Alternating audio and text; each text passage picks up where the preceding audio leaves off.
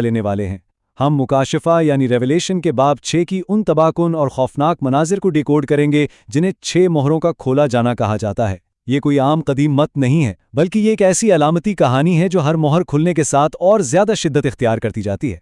तो बिना वक्त ज़ाया किए सीधा उन तस्वीरों और उनके पीछे छुपे गहरे मानी की इस लाजवाब दुनिया में चलते हैं जिसने सदियों से इंसानी तख़य्युल को हैरान कर रखा है। इस मास्टर क्लास में हम इस वाक़े को 5 हिस्सों में समझेंगे। पहला, गवाही की पुकार। दूसरा, 4 रंग बिरंगे घोड़े। तीसरा, शहीदों की पुकार। चौथा, कायनाती निज़ाम का बिखरना। और आखिर में अजीम बराबरी।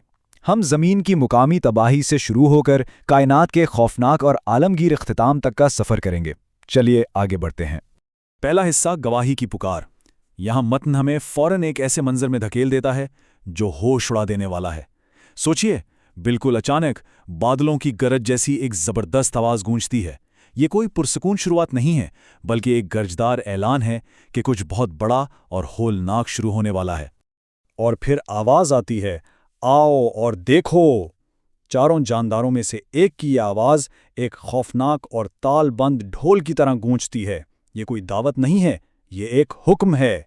जैसे जैसे पहली 4 मोहरें खुलती हैं, ये फिक्रा बार बार दोहराया जाता है, आओ और देखो। ये बार बार दोहराया जाना एक अजीब सी बेचैनी पैदा करता है, बिल्कुल वैसे ही जैसे किसी बड़े तूफान की आमद से पहले खतरे का सायरन बज रहा हो। यह हमें आने वाले 4 मशहूर सवारों के लिए तैयार कर रहा है। अब बढ़ते दूसरे हिस्से की तरफ, जहां आते हैं वो मशहूर 4 घोड़े। ये सिर्फ जानवर नहीं है, बल्कि ये इंसानियत पर नाजिल होने वाली मुख्तलिफ आफतों और ताकतों की बहुत गहरी अलामतें हैं। अब हम उन अलामती मानी को डिकोड करेंगे जो इनके अंदर छुपे हुए हैं। हर घोड़ा और उसका सवार एक खास किस्म की आफत की निशानदही करता है। यहाँ जो चीज़ सबसे ज़्यादा दिलचस्प है वो ये है कि हर घोड़े का रंग और उसके सवार की चीज़ आफत की एक खास शक्ल से जुड़ी हुई है। सबसे पहले सफ़ेद घोड़ा, जिसके सवार के पास कमान और ताज है, ये फतह और तसल्लुत की अलामत है। फिर आता है सुर्ख घोड़ा, जिसके सवार के हाथ में एक बड़ी तलवार है, इसे ज़मीन से अमन उठा लेने और जंग की ताकत दी गई है। फिर काला घोड़ा, जिसके सवार के हाथ में तराजू है, जो माशी बहरान और कहत का ज़ाहिर करता है। और आखिर में जर्द रंग का घोड़ा, जिसके सवार का नाम मौत है और आलम अरवाह इसके पीछे है। इस जर्द घोड़े को ज़मीन की 1/4 आबादी को जंग, भूख और मौत से मारने का इख्तियार दिया गया है। ये बिल्कुल एक के बाद एक बढ़ती हुई तबाही की हौलनाक तस्वीर है। काले घोड़े के साथ जो माशी हकीकत बयान की गई है वो इंतहाई डरावनी है। मतन में एक आवाज़ सुनाई देती है जो कहती है कि 1 दिनार या 1 पैनी में सिर्फ 1 पैमाना गंदुम या 3 पैमाने जौ मिलेंगे। इसको ऐसे सोचिए, इस दौर में 1 पैनी एक मजदूर के पूरे दिन की कमाई होती थी। इसका मतलब यह है कि एक इंसान की दिन भर की कड़ी मेहनत सिर्फ इतना ही अनाज खरीद सकेगी जो उसके अपने लिए मुश्किल से काफ़ी हो। ये शदीद महंगाई और आलमगीर ग़िज़ाई किल्लत का एक दिल दहला देने वाला मंजर है। लेकिन इसे तीसरी मोहर की तबाही में एक बड़ी अजीब और पुरअसरार हद भी लगाई गई है। आवाज़ मजीद कहती है, और तेल और मैं को नुकसान ना पहुंचाना। ये सच्ची में हैरानकुन है। गौर करें, रोज़मर्रा की बुनियादी खुराक यानी गंदुम और जौ तो नायाब हो गए हैं, लेकिन जैतून का तेल और शराब, जो कि अमूमन ऐशो इशरत या अमीरों की चीज़ें समझी जाती थीं, उन्हें महफूज रखा गया है। ये बचाव और किल्लत के दरमियान एक अजीब सी तकसीम है जो इंसाफ पर सवाल उठाती है। तीसरा हिस्सा, शहीदों की पुकार। जैसे ही 5वीं मोहर खुलती है, ज़मीनी आफतों का वो तूफान एकदम थम जाता है और मंजर मुकम्मल तौर पर तब्दील हो जाता है। अब आवाज़ें जंग और कहत की नहीं हैं, बल्कि एक बहुत गहरा, उदास कर देने वाला सन्नाटा है। कुर्बानगाह के नीचे उन लोगों की रूहें हैं जिन्हें खुदा के कलाम और उनकी गवाही की वजह से कत्ल कर दिया गया था। ये एक इंतहाई जज्बाती और दर्दनाक लम्हा है।